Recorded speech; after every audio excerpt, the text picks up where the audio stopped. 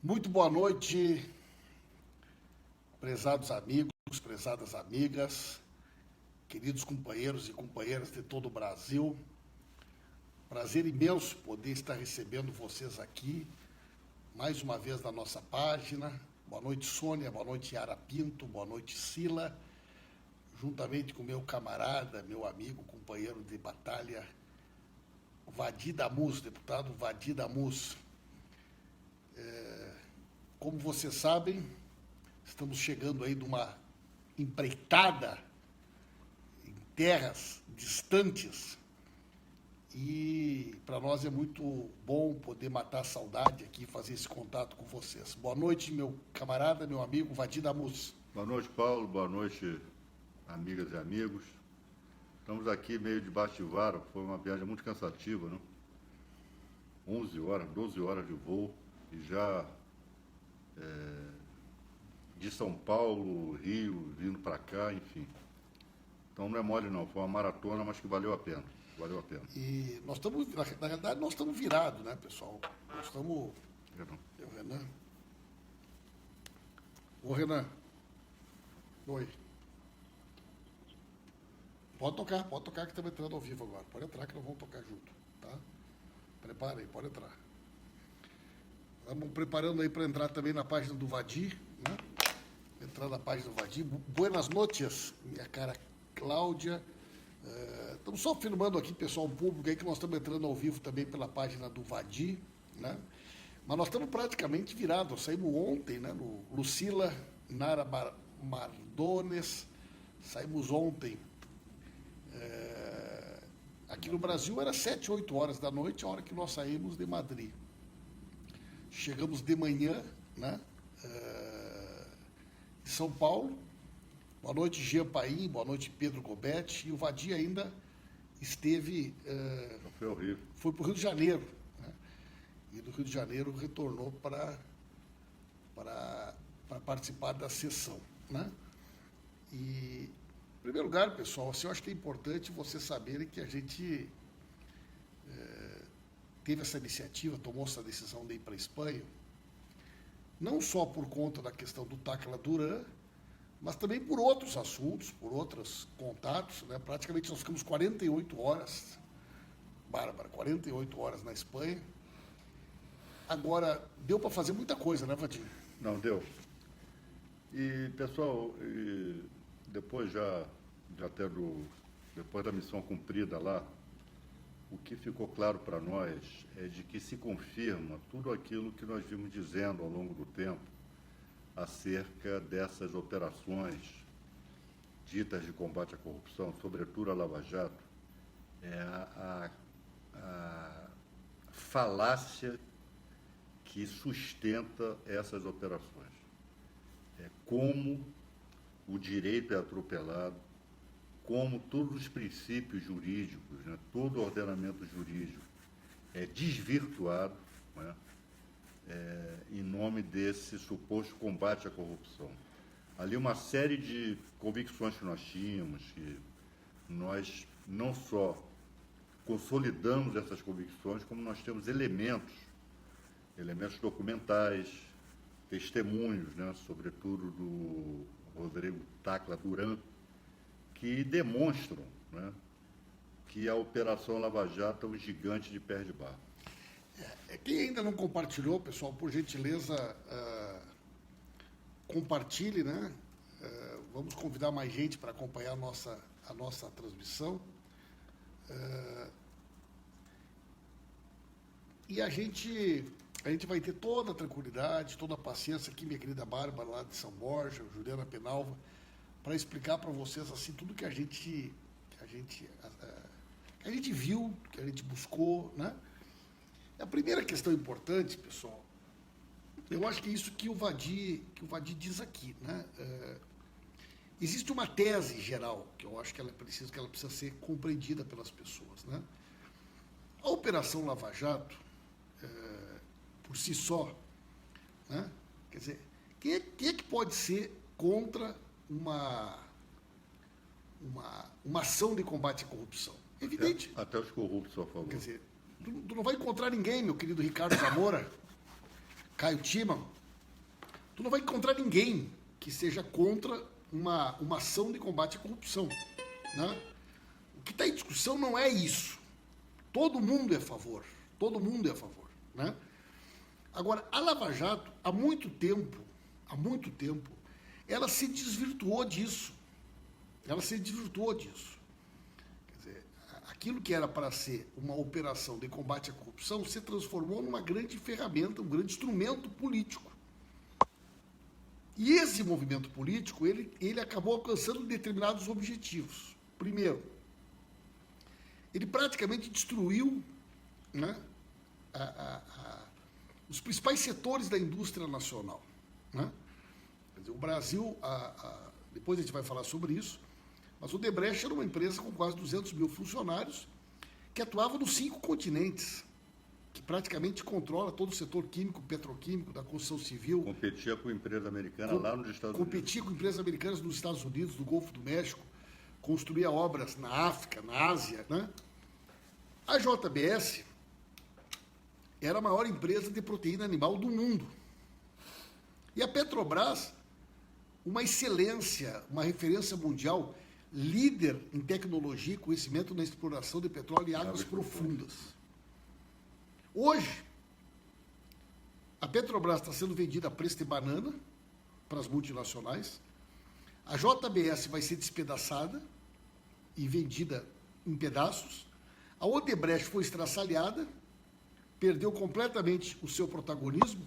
E o que é pior, os grandes corruptores dessa história, vão sair disso tudo mais ricos do que entraram, Vadim. Vão entrar sem nada.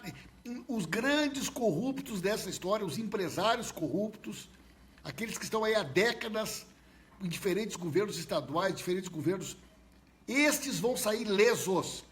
Eu afirmo aqui, vão sair mais ricos do que no início dessa história. Essa é a nossa certeza, né, Vadim? Paulo, eu até declarei isso lá de Madrid, né? De que a Lava Jato, ela, ao mesmo tempo que quebrou as empresas brasileiras, ela enriqueceu ladrões. Né? Por que nós estamos dizendo isso, pessoal? Aparentemente, e foi muito criticado por ter dito isso, o Paulo estava me reportando ainda agora, que diversas pessoas me chamaram de responsável por ter dito um negócio desse, mas esses aí são os lambissacos da Lava Jato. Né? Nós estamos falando aqui de coisas objetivas e eu falo sempre de um ponto de vista respaldado tecnicamente. O que nós vemos, Paulo, e isso ficou claramente demonstrado nas conversas, nos relatos, nos documentos, é que a Lava Jato, em busca da sua narrativa, que é sempre uma narrativa seletiva, de criminalização da política em geral, e particularmente do PT, ela cria situações, forja documentos, permite que documentos falsos sirvam como prova, e para ouvir aquilo que o delator, que o investigador Boa noite, Lucila. quer ouvir, ela livra, né? Olha, fulano de tal aqui que está delatando. Não, você pode ficar aqui com parte aqui do que você roubou, né? Mas nós queremos que você nos narre aqui isso e aquilo. Pessoal, isso não foi uma exceção, isso é um padrão da Operação Lava Jato. Eles prometem, os investigadores, imunidade, coisa que a lei não prevê, prometem mundos e fundos que a lei de organização criminosa, que contém, né, os procedimentos de delação premiada, eles inventam coisas que a lei não permite que eles inventem. Então, com isso, ao invés de se buscar a verdade acerca da corrupção, ao invés de fato, se averiguar, se apurar, né, toda a sistemática de corrupção aqui no Brasil, na verdade se torna um instrumento de perseguição política, um instrumento seletivo e que serve ao mesmo tempo para celebrizar, né, tornar celebridade essa turma lá de Curitiba, né, Moro e afins. Né. Então, isso, pessoal, não é afirmação leviana, não. Isso a gente fala e demonstra. Né. Isso nós falamos e demonstramos. Como tem farsa, como tem mentira, como tem coação, como tem extorsão nesses procedimentos de delação premiada. E nós temos um compromisso com o povo brasileiro de mostrar os intestinos desses procedimentos de delação, as vísceras desses procedimentos de delação ao povo brasileiro. Eu estava vendo hoje, Vadir, uma matéria, e o pessoal que ainda não compartilhou, por favor, pessoal, compartilhem e nos informem a cidade, de onde estão acompanhando. A gente quer fazer uma transmissão muito importante com vocês hoje. Estava lendo uma matéria hoje, Vadir, sobre a questão da Samsung, né? A Samsung é a principal empresa Coreia do Sul. Da Coreia, né? E a Samsung enfrentou uma grande investigação de corrupção. E os empresários envolvidos foram duramente, mas em nenhum aspecto, René, se atingiu a empresa Samsung. Claro. Quer dizer, então você criminalizou os empresários, foram criminalizadas as pessoas que se envolveram em irregularidades e em corrupção, mas a empresa Samsung ela não foi abalada em nenhum aspecto. Nenhum aspecto. Absolutamente diferente. Então, lá, a empresa foi preservada e os empresários corruptos foram criminalizados. O que nós assistimos no Brasil é exatamente o que tem um processo, minha querida Regina Costa, de destruição das empresas e de preservação dos empresários corruptos que se envolveram nessas irregularidades, né? Eu não estou conseguindo detectar aqui o que possa ser o problema do som, né? Foi mais de uma pessoa que reclamou? Então, como é que está chegando o som aí, como é que está chegando o áudio, pessoal? Estão conseguindo acompanhar bem, né? A gente não conseguiu aqui detectar nenhum problema no áudio, né? Nenhum problema do som, né? Então, a grande distinção, né, minha querida Lucila, a grande distinção é exatamente essa que eu quis ressaltar para vocês aqui.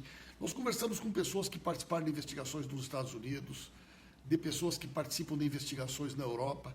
Não há nenhum lugar do mundo onde, para combater a corrupção, se destrua a indústria nacional. Ó, o caso da Excel aqui, ó, no Golfo do México. Não há, pessoal. E o que acontece? Esse mercado que a Odebrecht perdeu, que a Petrobras perdeu, que a JBS está perdendo, os gringos estão ocupando. Então a Lava Jato ela presta um serviço nefasto para a economia do país. São milhares de empregos. E as delações são uma farsa. As delações são negociadas, as delações escolhem aquilo que deve ser dito e aquilo que não deve ser dito. E com relação a isso, nós trouxemos depoimentos e provas que vão revelar para o Brasil aí muitos fatos importantes sobre isso. Não é isso, meu? Pessoal, olha, eu outro dia, semana passada, se não me engano, já que eu não assisto diretamente a essa emissora, eu recebi um vídeo, Paulo, de um programa aí dessa Globo News, com aquela apresentadora Mônica Waldvogel, com 2 professores de direito, uma professora de direito constitucional e um professor de direito penal. E é claro, né, a Globo, até isso a Globo já está perdendo o controle sobre aquilo que os seus entrevistados vão dizer. Né, porque normalmente ela convida seletivamente pessoas que vão chancelar a linha editorial, né, da emissora. Pois bem, eles respondendo sobre a Lava Jato de uma forma completamente discrepante àquilo que a Mônica Waldvogel queria, não é, que eles dissessem. Rapaz, e numa dada hora, ela me sai com a seguinte pérola, a apresentadora. Mas vem cá, será que vale a pena trocar o combate à corrupção e respeitar a lei e a Constituição? Com isso não prejudica o combate à corrupção? Olha, mas aí, pessoal, é uma idiota completa, enfim, né? Só uma idiota pode perguntar um negócio desse, mas, na verdade, isto demonstra a opção que a chamada Operação Lava Jato fez. Qual é a opção? Qual é o sentimento, qual é a linha diretriz? Não dá para combater a corrupção respeitando a lei. Não dá para combater a corrupção respeitando a Constituição. Nós temos que passar por cima disso se a gente quer combater a corrupção. Agora, o pior E isso por si só já é gravíssimo, né? Agora, o pior é que nem para combater a corrupção, que Lava Jato não combate Porque corrupção coisa nenhuma, é seletivo. seletiva. A Lava Jato é um instrumento de perseguição política, de, digamos, sanear, entre aspas, a vida política nacional, retirando dela, jogando na desgraça pública, né, nomes importantes da política. Tentam fazer... Agora, qual é o grande fracasso da Lava Jato? Tem um nome. Esse nome é Luiz Inácio Lula da Silva. Esse é o símbolo do fracasso da Lava Jato. Porque quanto mais incriminam Lula com patranhas, com mentiras, com urdiduras que não se comprovam, mais o Lula cresce na intenção de voto. E hoje, se a eleição fosse hoje, ele ganhava a eleição no primeiro turno. Veja bem, as faces públicas da Lava Jato, sem dúvida alguma, são Sérgio Moro, né, Deltan Dallagnol e o Carlos Fernando, né, essa turma lá em Curitiba, e era o Janot aqui em Brasília. Né. A gente na Espanha, nós não fomos para a Espanha, pessoal, com qualquer objetivo que não fosse buscar informações e provas sobre investigações que já estão acontecendo. E não só sobre a Lava Jato. Né? E amanhã, nós vamos entregar na CPMI da JBS, né, um áudio que nós produzimos, de uma gravação, de um depoimento que nós tomamos, né, não sei se é a palavra certa, tomamos? Colhemos do advogado Rodrigo Tacla Duran. Né? O advogado Tacla Duran trabalhou na JBS na Odebrecht durante 5 anos. Pelo fato dele ter dupla nacionalidade, ele está na Espanha, ele entrou numa linha de colisão aberta, né, com os procuradores, com o juiz Sérgio Moro, com a própria Odebrecht, tem feito uma série de denúncias, tem se colocado à disposição para falar, mas ninguém quer ouvir o Tacla Duran. Né? Como ninguém quer ouvir o Tacla Duran, nós resolvemos, então, ir atrás do Tacla Duran. Colhemos um depoimento de mais de 1 hora, e esse documento será, esse áudio, esse depoimento, será entregue amanhã na CPMI. Né? Não é um vídeo, é um áudio, né? Tem mais de 1 hora, e é evidente que ele traz elementos e informações que servirão, né, para dar suporte a uma série de questões. E vamos também apresentar um requerimento para que o advogado Rodrigo Tacla Duran seja ouvido na CPMI, né? No sentido em que as coisas sejam feitas de maneira correta, antes de divulgar o áudio, antes de qualquer coisa, né, nós vamos fazer aquilo que é o certo, é entregá-lo como um documento oficial na CPMI amanhã. Não é isso, Vadir? Exatamente isso. Isso vai se transformar em documento que vai integrar o acervo probatório documental da CPI, e oportunamente nós vamos criar um calendário, que já estamos organizando, de oitivas. E o depoimento do Dr. Rodrigo Tacla Duran é um depoimento muito importante, porque ele demonstrou para nós, primeiro, diga-se que tudo aquilo que ele afirma, ele prova. Ele faz uma afirmação, ele demonstra com documento. Com documento, faz uma análise muito percussiente daquilo que é apresentado como prova, que na verdade não é, lá nos autos dos inquéritos da Operação Lava Jato. Bate o olho e diz que um documento que incrimina alguém, esse documento é falso. Enfim, ele é detentor do know-how de como essa turma opera, de como a Odebrecht, em colaboração com os seus algozes, procuradores, como ela opera. E, na verdade, os procuradores são algozes da empresa, mas são amigos, né, das pessoas físicas que depuseram, né, criminalizando a Deus e todo mundo. E não é que esse Deus e todo mundo, pessoal, não tem a culpa no cartório. A questão não é essa. A questão é, a lei, a Constituição, elas estabelecem todo um regramento, todo um modo, né, de operar para que se chegue à verdade possível. Agora, nós não podemos aceitar que o processo seja utilizado para a obtenção da verdade que o juiz inquisidor e os procuradores querem ouvir. Isso não pode. O nome disso é fascismo. Processo dirigido, pessoal, para um determinado fim é fascismo. Veja bem, além né,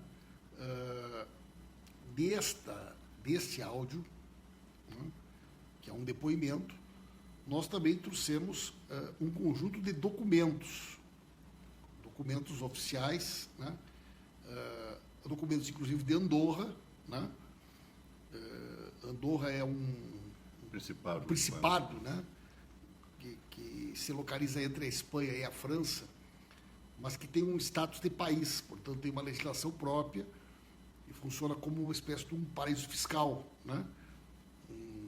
Então nós trouxemos também documentos de Andorra e eu tenho certeza, né, que vocês vão ter a oportunidade de ter contato com todos esses documentos, com todos esses depoimentos. Nós só estamos tendo cuidado no sentido de fazer as coisas de modo que elas sejam documentadas. A partir do momento que nós protocolarmos amanhã na CPI todos esses documentos, né, nós estamos já bem mais à vontade para poder tratar de cada uma dessas questões. Agora, como o Vadir disse, nós chegamos hoje no Brasil, né, o Vadir ainda foi para o Rio de Janeiro, quer dizer, nós praticamente estamos direto desde quinta-feira e muita coisa que foi produzida nós ainda não conseguimos sequer sistematizar, organizar, né, o material que nós trouxemos, né? Mais alguma coisa sobre isso, Vadir? Não, acho esse assunto, obviamente, pessoal, não se esgota hoje.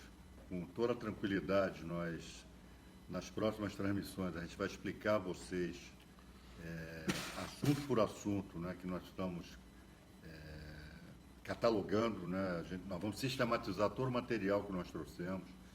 Cada um traz um tipo de assunto e um tipo de procedimento que nós já percebemos que é padrão na operação, nós chamamos de Operação Lava Jato, e tudo isso nós vamos demonstrar para vocês. Há documentos que ainda vão chegar, né, que nós, em comum acordo, não vamos apresentar, porque eles estão sendo periciados a pedido do próprio doutor Rodrigo Tacla Duran.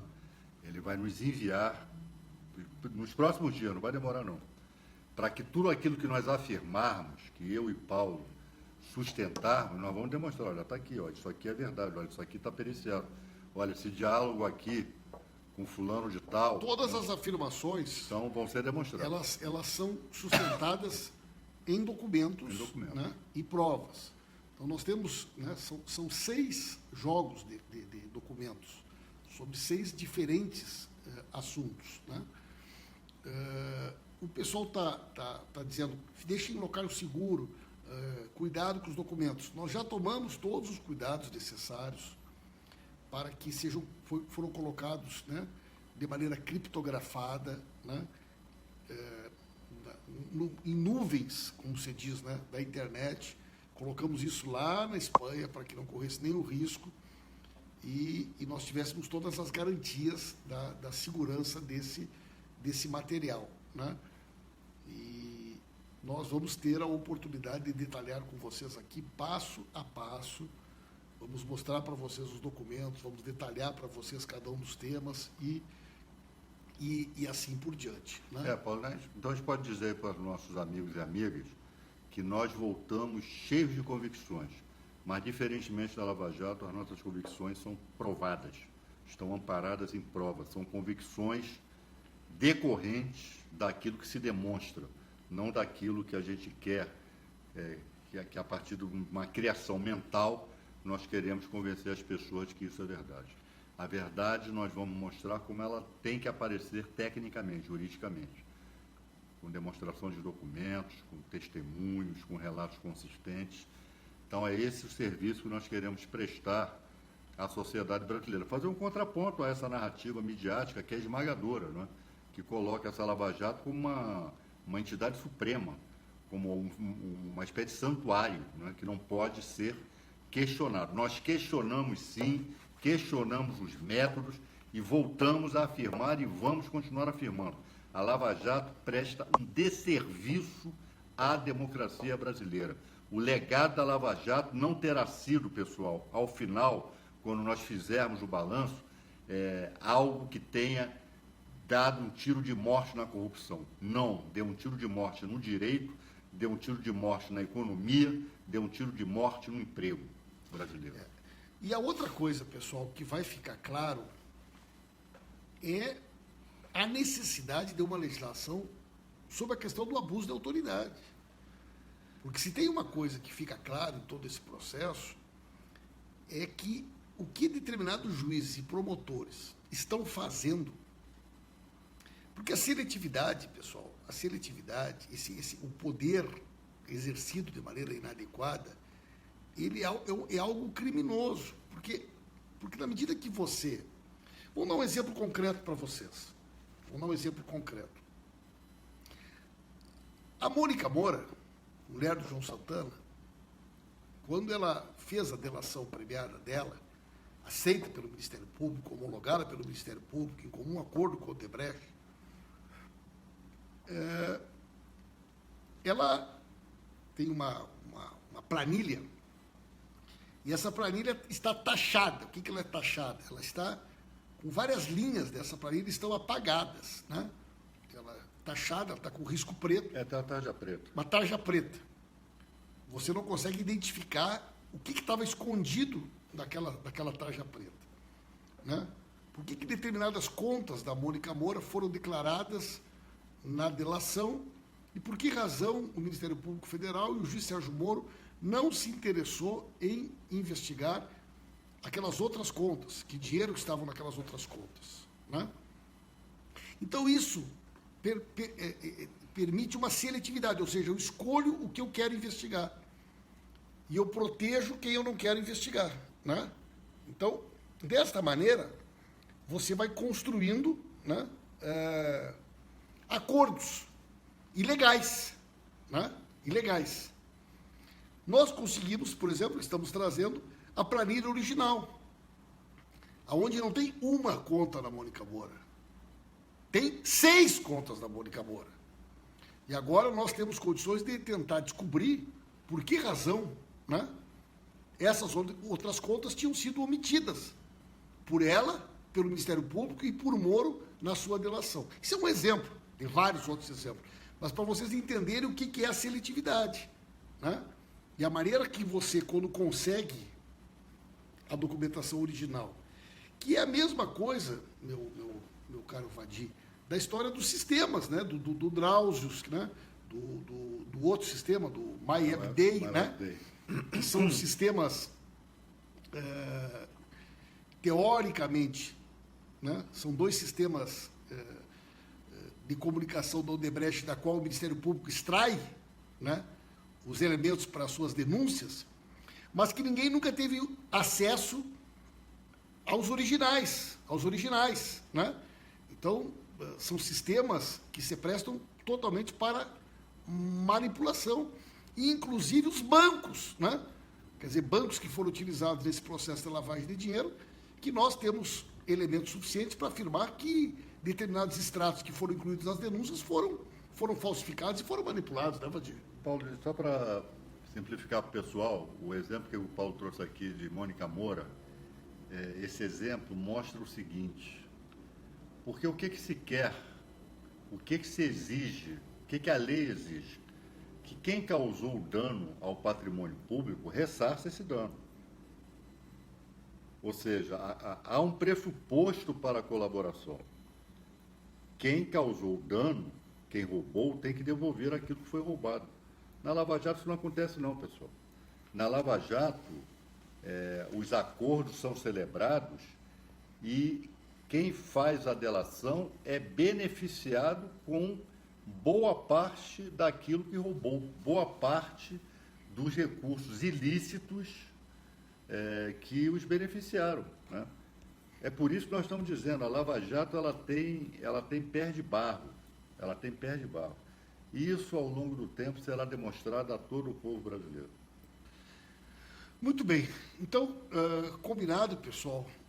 Amanhã nós vamos entregar os documentos, amanhã nós vamos entregar os áudios, meu caro Sérgio Coelho, minha cara Ana, e aí nós vamos poder, de maneira detalhada, aprofundar. Tem outras iniciativas que nós vamos tomar, né? E como vocês sabem, né? Quer dizer, além da Lava Jato, quer dizer, além do Tacla Duran, além do Moro, existem também outros temas, né? Existem outros assuntos importantes, né? A gente não vai aprofundar hoje aqui, mas esse assunto aí da investigação da FIFA, da CBF e da Globo é um assunto que vai render muito, Vadir. Vai. Esse assunto vai render muito, pelo amor de Deus. Vai. Né? É isso que eu estou dizendo, pessoal. O que se chama de combate à corrupção aqui no Brasil é um combate seletivo. Não, nós vamos investigar essas corrupções aqui. Essas outras aqui, deixa para lá. Sobretudo quando estão envolvidos determinados personagens e, sobretudo, quando está envolvida a Globo. Quando está envolvida a Globo, há uma blindagem quase que intransponível para investigar. E todos nós sabemos, pessoal, a promiscuidade, né, o contubérnio imoral que havia entre Globo, CBF e FIFA. A CBF era um covil de bandidos, né? Ricardo Teixeira e coisa parecida. E isto tem que vir à tona, pessoal, né? E o Brasil, Paulo, nós vimos até conversando sobre isso, se recusa a cooperar, por exemplo, com a Espanha para essa investigação. Para vocês terem uma ideia, pessoal, os jornais na Espanha e os jornais na Inglaterra, meu caro Ricardo Zamora, né, quando eles denunciaram o escândalo da FIFA, o escândalo da FIFA é um escândalo que envolve a venda de direitos televisivos, né? Isso aí é uma coisa que eu vou ter que uma hora explicar com calma para vocês, com calma, né? Mas tanto na Espanha quanto na Inglaterra, na França, foi noticiado o escândalo da FIFA e eles dizem assim, com epicentro no Brasil. Ricardo Teixeira, brasileiro, né? Com epicentro no Brasil. O presidente da FIFA, José Blatter, aquele foi afastado. Num mega escândalo de corrupção, segundo eles, com epicentro no Brasil. E esse cara que está preso lá, o tal de Sandro Rosell, que era presidente do Barcelona, ele era o representante da Nike para a América Latina. Foi ele que fechou o contrato de patrocínio da Nike para o Brasil. Né? Foi esse Sandro Rosell, que era sócio do Ricardo Teixeira. Todos os jogos da seleção brasileira eram comercializados pela empresa dele. Quem é o sócio dele? Ricardo Teixeira. E quem era a parceira exclusiva da CBF no Brasil ao longo das últimas décadas? Quem foi a parceira exclusiva que deteve a exclusividade de Copa do Mundo, de Campeonato Brasileiro, de Copa do Brasil, de Copa Libertadores? Só uma empresa, chamada Rede Globo. Parceira exclusiva da CBF durante décadas. Na medida que caiu a casa da CBF do Ricardo Teixeira, vai cair a casa da Globo. O Sandro Rosell está preso em Madrid, ele era presidente do Barcelona, né? Mas isso aí é um assunto assim que vale a pena vocês compreenderem, né? Vale a pena uma hora de se dedicar só para explicar para vocês como que funciona esse subterrâneo das relações do futebol, né, com a corrupção. Isso, e vocês devem perguntar por que o Ministério Público daqui, que se diz, né, em combate permanente com a corrupção, não investiga isso. Essa é a grande questão. Né? No único lugar do mundo onde a Confederação de Futebol não está sendo investigada pelo escândalo da FIFA é no Brasil. O Ministério Público tão corajoso, né? Até as múmias É. Aqui no Brasil até as múmias aplaudem o Ministério Público. As múmias da planilha da As múmias da planilha do Odebrecht aplaudem o Ministério Público. Não vamos botar as múmias não, Paulo, vamos botar a múmia. Né? A pergunta que você faz é a seguinte, doutor Janot, por que o senhor nunca investigou a Globo, doutor Janot? Por que o senhor nunca investigou a CBF? Os juízes federais do Brasil, por que razão vocês nunca investigaram a CBF? Por que ninguém aqui... Tem duas coisas que ninguém se anima a investigar no Brasil. É Sistema S. Isso. Sistema S, esse SESC, SENAC, SENAI, SENAR e CBF. Eu sempre digo, o dia que quer pegar corrupção de verdade no Brasil, nós vamos pegar a CBF e pegar o Sistema S.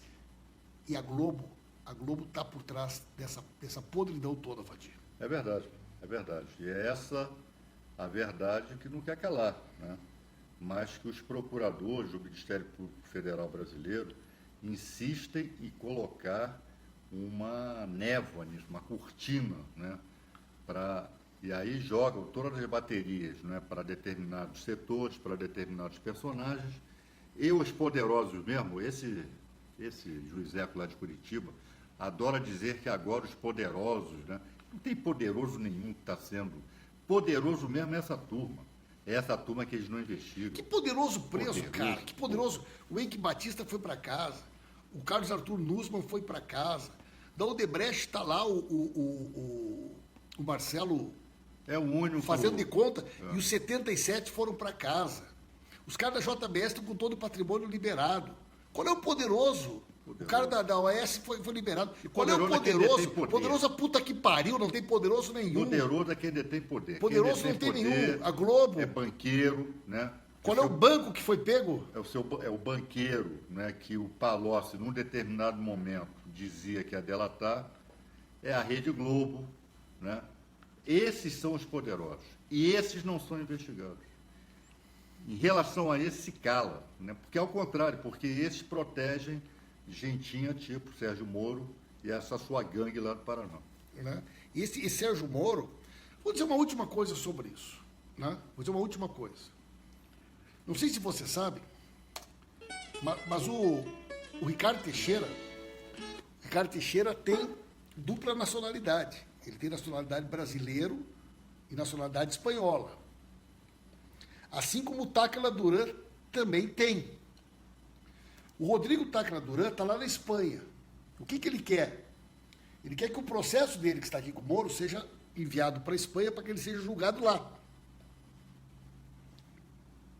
O Ricardo Teixeira está com mandado de prisão na Espanha. A mesma situação do Tacla Duran. Ricardo Teixeira está com pedido de prisão na Espanha. Não sei se você sabia, o Ricardo Teixeira está com pedido de prisão na Espanha. O que o Brasil formalmente quer? Que o processo dele venha de lá. Certo? Que o processo dele venha ser julgado aqui. Vocês sabem por que até agora o processo do Ricardo Teixeira não veio, as provas do Ricardo Teixeira não vieram para o Brasil? Você sabe por quê? Porque o processo do Tacla Duran não foi mandado para lá. E sabe quem é que tem que mandar o processo do Tacla Duran para lá? O Sérgio Moro. Enquanto o Sérgio Moro não mandar para a Espanha o processo do Tacla Duran, quem é que está sendo protegido? Ricardo Teixeira. Quem é que está sendo protegido? A CBF. Quem é que está sendo protegido? A Globo. Diretamente, na medida que Sérgio Moro não manda o processo do Ricardo Teixeira não manda o do Tacla Duran para que o outro venha para cá, é a Globo que está sendo protegida com isso. Né? Esse assunto nós vamos ter que esmiuçar ele, né, Vadir? E nós vamos esmiuçar, pessoal. Né? Nós vamos esmiuçar. O que nós fazemos aqui, pessoal, para que vocês entendam, nós não nos conformamos, nós não dobramos os joelhos a essas narrativas, né, que são criadas pela Globo, pelo Ministério Público, por Curitiba. Nós temos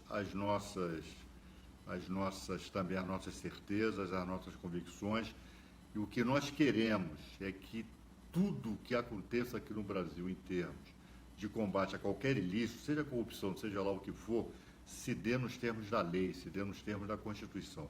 E nós sabemos que direito penal não resolve nada. Direito penal é apenas uma parte de uma possível solução. É a parte menos importante. A parte mais importante é educação, é pedagogia, é uma legislação preventiva, e com isso atua, porque como isso aí não dá Jornal Nacional, como isso aí não dá prêmio, como isso aí não dá aplauso em aeroporto, essa turma não está preocupada. Deixa eu falar outro negócio que com certeza o pessoal não sabe, né? Esse que a Globo gosta de bater palma, que é a CBF, Ricardo Teixeira, que é aquele Ávila, né? J. Ávila, esse cara da Trafic, tudo muito ligado com a Globo. Você sabe o Ricardo Teixeira, aquele presidente da CBF, que é genro do Avelange, do João Avelange, né? Todo esse esquema de podridão, isso é uma das coisas mais sujas que existe. A coisa mais suja que existe. Sabe onde é que era a residência fiscal do Ricardo Teixeira? Você sabe onde é que ele paga imposto? Onde é que, teoricamente, eu nem sabia que existe isso, residência fiscal. A pessoa pode escolher onde é que tem residência fiscal. A residência fiscal do Ricardo Teixeira é em Andorra. Em Andorra. Paraíso fiscal. Paraíso fiscal. As contas bancárias, as contas bancárias, né, do Ricardo Teixeira em Andorra. Em Andorra. Certo, gente? O pessoal está perguntando aqui se o Tacla Duran sofre ameaças. Não só ele sofreu ameaças, como a própria família dele. Como a própria família dele sofreu ameaças aqui no Brasil, né, Vadir? Exatamente. Né? Inclusive, ele diz com todas as letras, vocês no momento oportuno, quando esse áudio nós disponibilizarmos, depois de ele ter virado documento lá na CPI, num dado momento do depoimento dele, ele diz claramente, a irmã dele, que é advogada também, foi ameaçada, quer dizer, ele foi ameaçado de a irmã, né, também ser alvo de investigação, caso ele não dissesse o que eles queriam, o que os investigadores queriam ouvir. E isso nós já percebemos, é um padrão também. Eles obtêm muitas delações, eles obtiveram a delação do Paulo Roberto Costa, porque ameaçaram a família do Paulo Roberto Costa. E assim fazem com todo mundo, pessoal. É um jogo desleal, é um jogo ilegal, inconstitucional, imoral, e as pessoas não sabem. Essa turma que fica batendo palma aí para essa gente de Curitiba, não sabe de nada, né? São os inocentes que não sabem de nada. Mas nós vamos permitir que eles venham a saber, Paulo. Pessoal, o pessoal está informando que acabou o ato lá em Belo Horizonte, né? Com Lula? Que um mar de gente, É isso, né? Isso é que mata eles. Meu caro Luiz Henrique, participando em Belo Horizonte do encerramento da caravana, maravilhosa caravana do presidente Lula em Minas Gerais. Acabou o ato agora há pouco. Muita gente está chegando agora que estava no ato, né? Quem puder compartilhar, compartilha, ampliando a nossa transmissão, né? A gente vai ter muito o que falar sobre essa viagem. Como a gente já explicou no início, pessoal, a gente está muito cansado. Nós praticamente não dormimos toda essa noite. Não, né? não, pessoal. Estamos direto. Nós praticamente ficamos 48 horas na Espanha, né? Praticamente ficamos 48 horas na Espanha, e olha, o que nós fizemos de coisa em 48 horas, né, Vadir? É verdade. Foi assim, impressionante, foi uma aventura. Né? Foi uma aventura. Né? Mas que valeu a pena. Que valeu a pena. Né? Que valeu a pena. Eu acho que o que a gente conseguiu produzir em 48 horas, parece uma loucura. Quer dizer, a gente pegar um avião aqui, atravessar o mundo, ficar 48 horas na Espanha, domingo já estamos de volta aqui, né, de madrugada, e conseguindo trazer todas essas informações. Quem não assistiu até agora, vocês vão poder assistir aí, depois, olhando no início aqui, né? Tem muitos assuntos, a gente vai ter que dar uma pitadinha aí em cada uma agora, né? Deixa só nós, me dá um minutinho aqui para a gente organizar. Eu vou dizer uma coisa para vocês, pessoal. Eu ando cheio do saco de coxinha. Estou sem paciência com coxinha, mas eu também ando cheio do saco de pseudo-esquerda. Voltaram aí? que vem com esse papinho nojento aqui. O que vocês fazem? O que vocês fazem? Vocês não fazem nada. Sabe, revolucionário de ocasião também, sabe, que não tem responsabilidade nenhuma com a luta política real, da conjuntura, certo? Eles estão se manifestando, né? Eu estou ignorando eles aqui, né? Mas vem aqui para nos provocar, aqui para nos ofender, né? Quer dizer, tem 67 deputados no PT, tem deputado do PCdoB, tem deputado no PSOL, tem deputado não sei o que lá. Aí os caras acham por bem pintar de esquerda, e quando eles querem ofender alguém, atacar alguém, eles vêm aqui na nossa página, o trabalho que eu e tu fizemos, né? Uhum. Então, né? Rapaz, é aquela velha história que o Brizola dizia, é a esquerda que a direita gosta. Está não é esquerda coisa nenhuma. Então, vamos ignorar, pessoal, vamos ignorar, né? Vamos ignorar esse pessoal, porque já tá ficando claro, Quem numa época dessa se dedica para dividir a esquerda, atacar o MST, atacar a CUT, atacar o PT, atacar o Lula, né? Implementura agente provocador. Entendeu? Então, quem se dedica numa época como essa, com todas as dificuldades que nós estamos enfrentando, né? Gastar sua energia e o seu tempo para atacar quem está na luta, para questionar, né, o MST, para questionar a CUT, para questionar o nosso trabalho, para bater no Lula. E aí, em cima, não, mas nós somos a favor do anula STF. Nós somos como se alguém não fosse a favor do anula STF.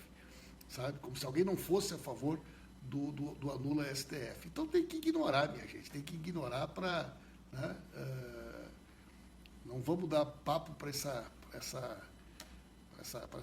galerinha aí que está querendo, né, espaço, né? Querendo espaço, né? Tem muitos assuntos importantes, pessoal. Não sei nem por qual que eu começo, né? Essa história do Caetano Veloso de hoje, né? O Boulos, pessoal, o pessoal do MTST tinha preparado um show hoje à noite lá em São Bernardo, na Ocupação, com o Caetano Veloso. Estava lá o Caetano Veloso, Letícia Sabatella, Sônia Braga, né? Um super ato, né, que estaria lá hoje em São Bernardo do Campo.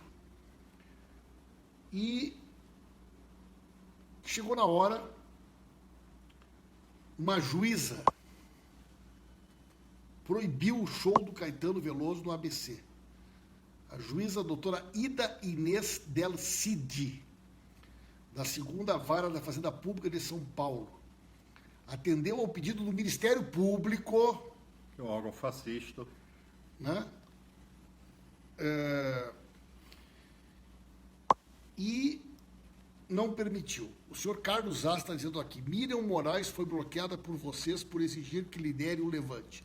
Não é verdade, senhor Carlos Zas. Eu não vou voltar a esse assunto, eu não vou voltar. A senhora Miriam foi bloqueada nesta página, porque a senhora Miriam fez publicações atacando o MST, atacando a CUT, atacando o PT, atacando a nós, se dirigindo de maneira ofensiva e desrespeitosa à esquerda. Então, uma pessoa que, se dizendo da esquerda, ataca publicamente o MST, a CUT, o PT, não é uma pessoa que está no mesmo campo de luta que nós estamos. Esta página ela tem uma linha, que é a linha da defesa, né, da democracia, do combate ao golpe, do anula STF. Nós trabalhamos junto com a Dilma, com o Lula, com a CUT, com o MST, mas aqui não vai ser palco de divisão da esquerda. Essa página não é palco para estimular a divisão e o conflito dentro da esquerda.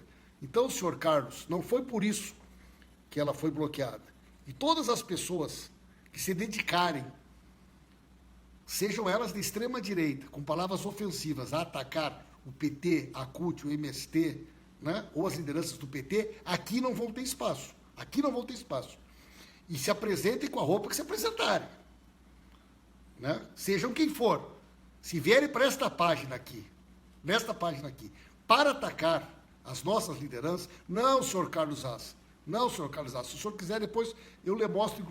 Inclusive, eu fiz questão de publicar as coisas que foram publicadas. Então, esta página não quer bloquear ninguém. Mas se vocês vierem aqui para nos atacar, para ofender as nossas lideranças, os movimentos sociais que estão na luta, junto com a Dilma, certo? Agora, a última delas, sabe qual foi, Fatih? A última desse pessoal aí foi o seguinte: deputado e senador de valor deveria ter renunciado ao seu mandato.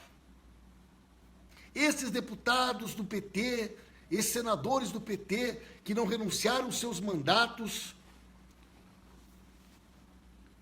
não merecem o nosso respeito. Os caras, então, como disse o Brizola mesmo, entendeu? Que agora estão nos atacando porque Mas nós quem é não... essa turma? Até agora não não tem que, consegui entendeu? entender. Porque nós não renunciamos aos nossos mandatos.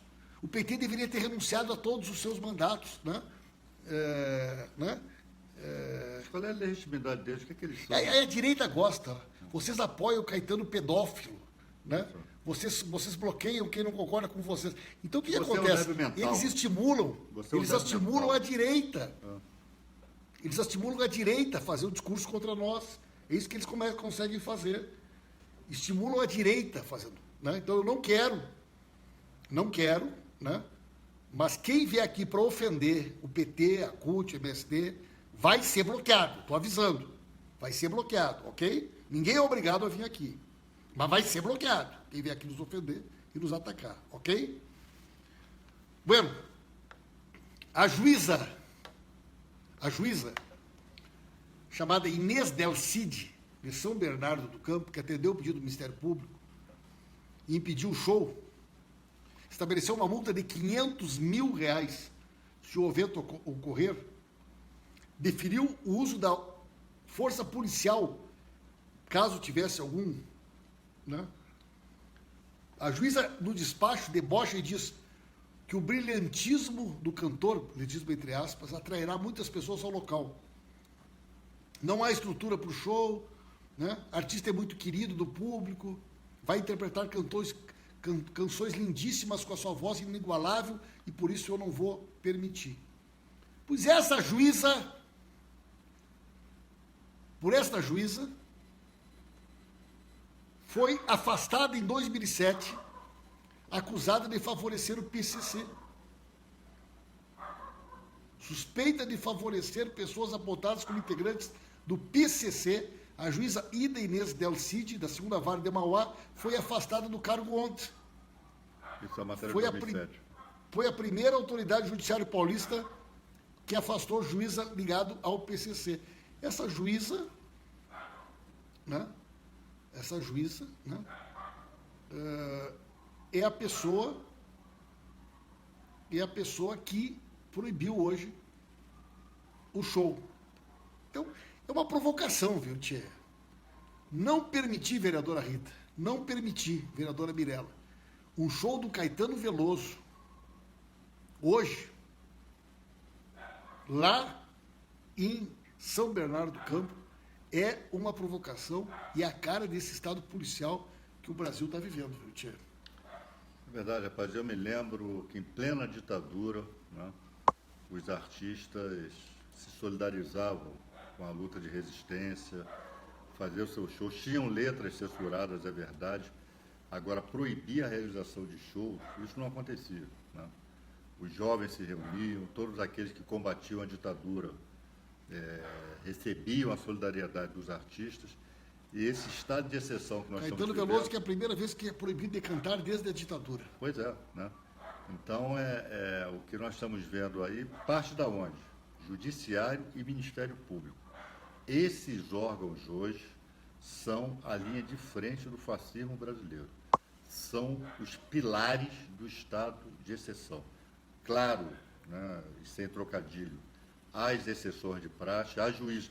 Os juízes, e mais, pessoal, assim como os militares de 64, aqueles que resistiram ao golpe de 64 são perseguidos até hoje não têm seus direitos reconhecidos, há juízes e membros do Ministério Público que questionam o golpe e questionam os rumos que as suas instituições estão tomando, estão sendo perseguidos internamente, com processos disciplinares, com ameaças de perda de cargo. É esse país em que se transformou o Brasil. Quando os paneleiros quando os paneleiros fizeram as suas manifestações pagas com muito dinheiro, algum juiz, alguma juíza se preocupou com a segurança do povo e impediu que algum ato fosse Muito feito? pelo contrário, estavam lá batendo panela também. Diversos desses juízes. E essa mulher, essa aí é uma que devia estar essa batendo juíza panela. debochou. Não, é pro bem do povo. Eu não vou deixar o Caetano Veloso fazer o show porque eu estou preocupado com a segurança. Como ele tem a voz muito bonita e ele vai cantar canções belíssimas, eu não tenho como garantir a segurança do povo que vai estar lá. Isso é uma provocação, Axute. Essa mulher hoje fez uma provocação, né? Essa mulher aí com essa decisão. Mas é nisso, rapaz, está se transformando o judiciário brasileiro, viu, Paulo? É com gente desse tipo aí. Todo mundo quer ser Sérgio Moro, todo mundo quer ser mais arbitrário do que o outro. Todo mundo quer atropelar o direito mais do que o outro. Né? Isso é que está acontecendo. E todo mundo foi proibido, não foi só o Caetano, foi proibido o show, né?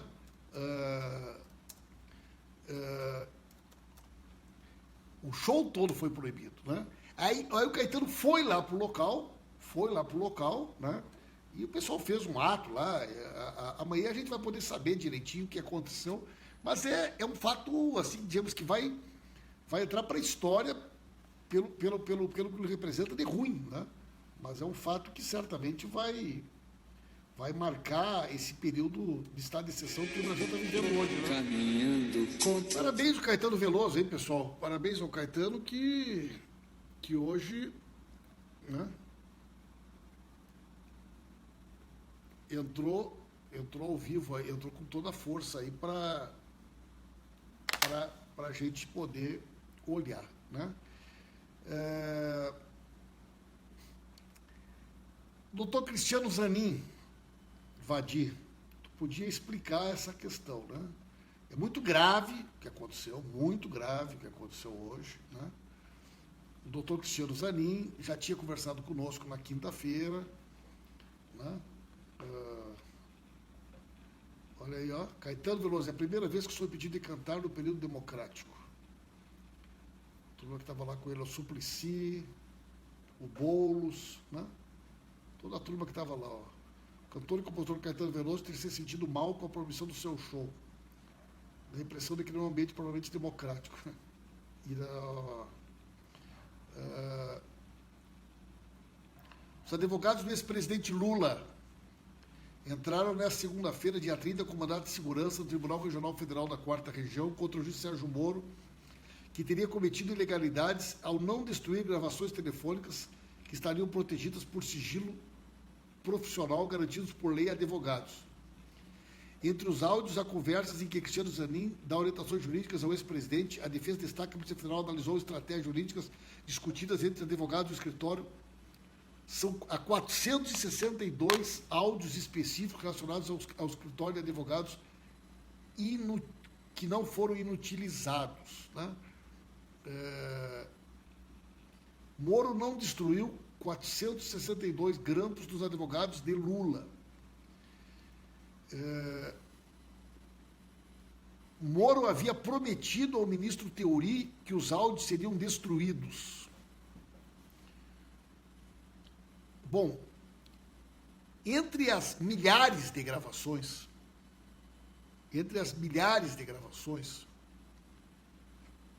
foi grampeado o ramal principal do escritório do Dr. Roberto Teixeira, do Dr. Cristiano Zanin, e foram gravadas conversas entre dezenas de clientes que durante aquele período tiveram contato com seus advogados.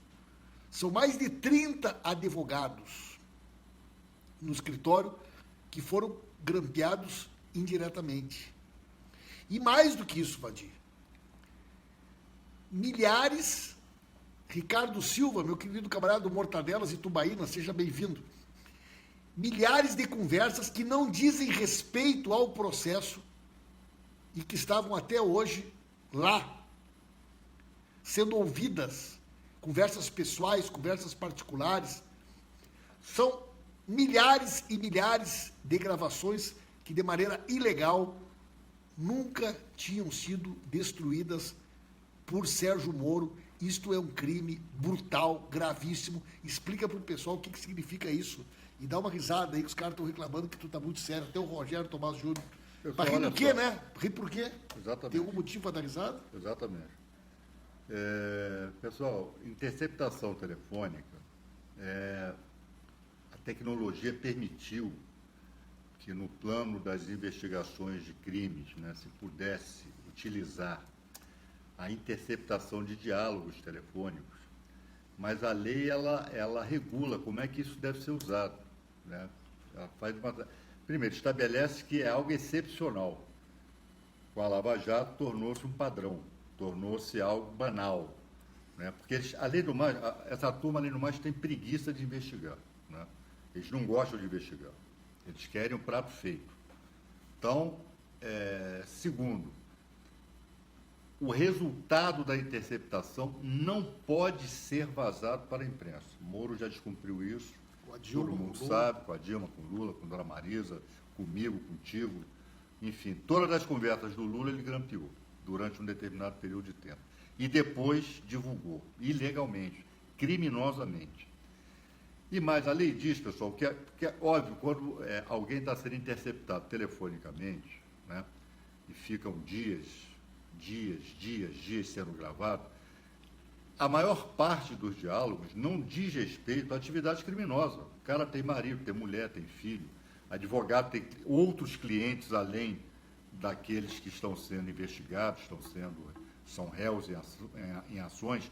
Então, tudo aquilo, a lei diz expressamente, todo esse acervo que não se presta, não serve para o processo, não serve para a investigação, deve ser catalogado e destruído. Pois bem, Moro manteve esse acervo intacto. Todos os atos de espionagem que ele praticou sobre o escritório que defende os interesses do ex-presidente Lula nessas ações, todo esse acervo continua ali intacto, né? Ou seja, são conversas de advogados com seus clientes que não tem nada a ver com Lula, são conversas particulares dos advogados com seus advogados e advogadas, com seus cônjuges, com seus filhos, com seus amigos. Então, a que ponto essa operação Lava Jato chegou? E ninguém põe o freio nisso. Então, hoje, o Cristiano está requerendo, né, como não poderia deixar de ser, ao juiz para que destrua esse acervo, porque esse acervo, reconhecidamente pelo próprio juiz, não serve à investigação, mas serve, sabe depois para quê, pessoal? A chantagem, são conversas pessoais gravadas, né? São conversas aqui, conversas ali, todo o sigilo profissional do advogado com o seu cliente é quebrado. Então, a gente estava falando aqui de legado, deixa eu só terminar, o legado da Lava Jato, um dos legados é esse, é a desconstrução do direito de defesa, é o desprestígio da advocacia. Sérgio Moro e seus procuradores odeiam a advocacia, odeiam o direito de defesa e, por isso, os desrespeita tanto. Isso que o Vadir está falando, pessoal, é tão importante que isso vai ter uma reação. Porque se for permitido que possa ser gravado, que o Ministério Público e o juiz tenham acesso a um advogado combinando uma estratégia de defesa com o seu cliente, né? Quer dizer, não haverá qualquer... Não há mais limite. Não há mais limite, né? Eu tenho uma expressão que eu não gosto de usar, Vadir, mas que muita gente tem usado, que diz assim, nem na época da ditadura, né? Hoje eu vi uma pessoa que eu respeito, escreveu um artigo, e ele diz o seguinte, nesse episódio do Sérgio Cabral ser transferido para o presídio federal, ele diz, nem na época da ditadura, quando os presos criticavam o regime, eles eram transferidos de presídio. Nem na época da ditadura, quando um preso criticava o regime, ele era punido. Eu tenho a pior das opiniões sobre o Sérgio Cabral, a pior das opiniões. Mas o cara criticar o judiciário, o cara é banido para um presídio federal. Primeiro foi uma crítica correta. O cara foi banido para um presídio federal, porque o juiz não gostou do que ele disse. Mas o que é isso? Mas o que é isso? Né? Paulo, é um dos métodos. Só antes de tu falar aqui, ó, João Luiz Toniolo Pozzobon, meu amigo polaco, foi meu colega de aula na agronomia. Ele colocou aqui, ó, em discurso histórico na Universidade Federal do Rio de Janeiro, desembargador Lédio Rosa Isso. acusa sistema de justiça e grande imprensa de fascismo. Foi hoje isso? Será ou não? Não, foi semana passada. Foi semana passada. Foi. Desembargador Lédio Rosa, Lá no IFIX. na Universidade Federal do Rio de Janeiro, acusa sistema de justiça e grande imprensa de fascismo. Conhece o desembargador Lédio Rosa? Conheço um grande juiz e um democrata, né? Que é coisa rara hoje no Poder Judiciário. Mas, Paulo, o que eu ia dizer, e vou dizer agora, qual é o método? Né? Você desconstrói a pessoa. Você apresenta. Então, Sérgio Cabral. Sendo culpado ou inocente, não estou entrando. Você o apresenta como o grande larápio, como o grande ladrão, como o homem que quebrou o Estado do Rio de Janeiro. O Rio de Janeiro hoje está numa situação, e isso está sendo jogado sob a responsabilidade de Sérgio Cabral. A partir daí, você pode fazer com ele o que você quiser. Então, Sérgio Cabral, e é isso, Paulo, isso que, e é por isso que nós temos que resistir, pessoal. Então, eu digo a vocês, Sérgio Cabral e os outros, de qualquer outra, não devem ser julgados para exemplo. Eles devem ser julgados na forma da lei. Se a lei prevê uma pena, se a lei prevê esse ou aquele procedimento, é isso que tem que ser aplicado. Castigo de juiz fora da lei é exceção, é estado de exceção. O que esse Marcelo Bretas está fazendo, ele quer ser mais Moro do que o próprio Sérgio Moro. Esse Marcelo Bretas, para quem não sabe, ele tirou a Constituição e botou a Bíblia no lugar. Ele não julga de acordo com a Constituição. Ele botou a Bíblia mesmo. Botou a Bíblia. Ele disse, olha, o que rege aqui as minhas decisões não é isso aqui não é a Constituição, não, é a Bíblia. Pessoal, a Bíblia, ou qualquer outro tipo de códice religioso, diz respeito ao indivíduo. Um juiz, um membro do Ministério Público, ele se atém às leis que o Estado edita. A Constituição, as leis, os códigos, enfim. Então, o que está acontecendo com o Sérgio Cabral e com outras pessoas, e repito, pouco importa se culpadas ou inocentes. Eles têm que ser tratados nos termos do devido processo legal. É uma ilegalidade. Então, o juiz ficou zangado e deu um castigo. Deu um castigo, mandou o cara para o federal. Né? Negócio de bijuteria, que parece que a família dele opera com bijuteria. E Porque não pode saber como é que a família opera com a bijuteria? Pô. é uma vergonha que nós estamos assistindo, né? Silvana Pacheco, nós estávamos lá em Madrid, aí passamos no Museu Nacional e tinha uma exposição Francisco de Holanda, né? Exposição, não sei quantos anos, de Francisco de Holanda. Eu ainda falei pro Vadir na hora, olha aí, ó, Se bobear algum parente distante, Francisco aí, de né? Holanda. Aí o Vadir falou, não, o pai do Chico é historiador, era historiador, né? Francisco de Holanda, personalidade da história espanhola, eu não conheço. Não, né? eu. Não conheço, Francisco de Holanda. Tinha uma exposição, Conheço o nosso Chico né? mesmo. Uma exposição. Não vou voltar mais no assunto das pessoas que foram bloqueadas. Essa página ela tem critérios. Aqui quem ofende o PT, o MST, a CUT, o Lula, a Dilma ou a nós é bloqueado. Ponto. Quem vem aqui discutir política, debater ideia, trazer propostas, é sempre muito bem-vindo. Chegou aqui com baixaria, ofendeu algum lugar, Mas qual é o objetivo? Vazou. Que a gente Não, aceite as ofensas, é isso? Não, sabe o que eu acho, Vadir? Eu acho que tanto a direita quanto essas pessoas veem que dizem, ai, coisa horrível, eles, em vez de falar em política, eles colocam música. Tá, mas não vem aqui. Não vem aqui na página. Né? Isso. Não vem. Ai, com quanta coisa séria que existe para falar, né? Como se a gente não tratasse aqui de coisa séria, né? Então, é um negócio impressionante como a gente tem que administrar, né? tanto a extrema-direita do Bolsonaro quanto a pseuda esquerda radicalizada, o soldadinho do passo certo. Né? Quem é essa turma, cara? Até agora eu não consegui distinguir quem é. Eles são Não sei distinguir também. Né? Também não sei distinguir. Né? Eles vão ficar mais loucos daí, né? Se nós botar outro samba aqui, eles vão ficar mais loucos. Mas vamos, antes de concluir, pessoal, que a gente está cansado também. Tem que ir pra casa. Deixou mais louco eles aí foi a pesquisa do Lula, né, tia? Né? Rapaz, isso que eu disse ainda agora.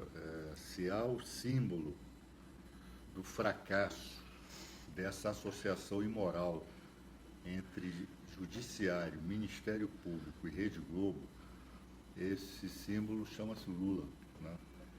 Porque o massacre a que Lula foi submetido ao longo dos anos não tem paralelo na história do Brasil, não tem paralelo. Nem Getúlio Vargas, até porque o que se chamava de mídia naquela época era algo bem restrito, nem Getúlio Vargas foi objeto de tamanha perseguição, né? De tamanha tentativa de desconstrução. Então, quanto mais eles tentam insuflar a população contra Lula, mais a população diz, vocês estão mentindo, né? E mais a população diz, nós queremos Lula de volta. Até porque, Paulo, o Brasil hoje, vamos falar aqui com toda a letra, está uma porcaria. Eles acabaram com o país. O país está irrespirável, em todas as dimensões, em todas, na política, na economia, nas artes, na cultura, né? É censura, como é dessa juíza lá em São Bernardo do Campo. São grupos fascistas depredando obras de arte, impedindo a sua exposição. Agora, a Globo, para variar, se superou ontem, né? Quer dizer, o Lula aparece na frente de todas as pesquisas, a manchete da Globo foi: Lula e Bolsonaro lideram as pesquisas. Lula e Bolsonaro. Lula 3 vezes na frente. Agora eles criaram um novo padrão, que é Lula e Bolsonaro. Seria mais ou menos como botar o seguinte, né? Inter e Ceará lideram a Série B, né? Quer dizer, o Inter é o líder da Série B, ou botar Corinthians e Palmeiras lideram o Campeonato Brasileiro. Nunca no Brasil existiu um padrão para anunciar pesquisa eleitoral ou qualquer outra coisa, aonde tu coloca os dois, né? Aí a Globo agora inventou um novo padrão, que é Lula e Bolsonaro lideram a pesquisa. Como assim? Mas desde quando, pessoal? Né? Quer dizer, desde quando que nós temos no Brasil um padrão onde você anuncia o resultado de uma pesquisa, o Lula 3 vezes mais do que o segundo colocado, e a manchete é Lula. Isso é uma coisa pirada mesmo, né? Uma coisa completamente... Não, mas mostra o padrão, né, de... Cláudio Pontes está dizendo que tinha 100 mil pessoas em Belo Horizonte no encerramento da caravana. Olha aí. 100 mil pessoas em Belo Horizonte. Vamos também ser muito francos. Quem hoje no Brasil, quem põe 100 mil pessoas na rua, na política hoje? Só o Lula. Mais ninguém. Não tem partido, não tem movimento social, não tem liderança que ponha num só ato 100 mil pessoas, como o Lula botou agora lá em Belo Horizonte. Quer dizer, então é isso, ele tem... E não tem jeito. E lá em Minas nós queremos... Eu vou botar a Dilma para concorrer contra o... A sala topava. Acho que o Onyx Lorenzoni hoje abriu o voto para o Bolsonaro. Isso é medo, Sandrinho, isso é medo de não se reeleger. O pessoal está tocando uma flauta aqui no Marum. O Marum quis fazer uma gracinha e o Benito de Paula deu uma enquadrada nele. Qual foi a gracinha? Ele foi cantar uma música no final da sessão. Foi cantar uma música, e a música era do Benito de Paula. Tá. Do dia que o Temer escapou. Tudo está no seu lugar. Tá. Graças a Deus. Graças a Deus. O Marum foi fazer uma piada, debochar que o Temer tinha escapado.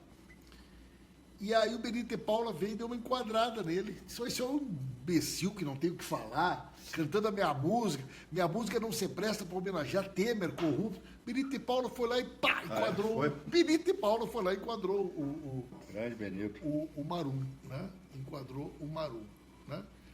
Eu acho que é isso, né, pessoal? Já é tarde e a gente... Pessoal, temos que dar a Deus que é uma coisa de descansar. Nossa Vereadora Lisandro, acho que o pessoal não gostou muito da nossa transmissão hoje. Por quê? Mais de 1.500 compartilhamentos. Mais de 1.500 compartilhamentos, cara. O pessoal tava afim de saber das notícias, das novidades aí. 1.500 compartilhamentos. Mas vem muito mais por aí, pessoal. Muito obrigado, pessoal. Amanhã nós temos CPI da JBS. Vai estar lá o tal do Ricardo Saldi, né? O cara que era o caixa lá dos batistas. Vai estar quente amanhã lá a CPI da JBS. Quem ainda não compartilhou, vamos compartilhar aí, pessoal, que nós já estamos aqui encerrando. Muito boa noite, pessoal. Valeu, obrigado por tudo, tá? Tchau, pessoal. Até amanhã.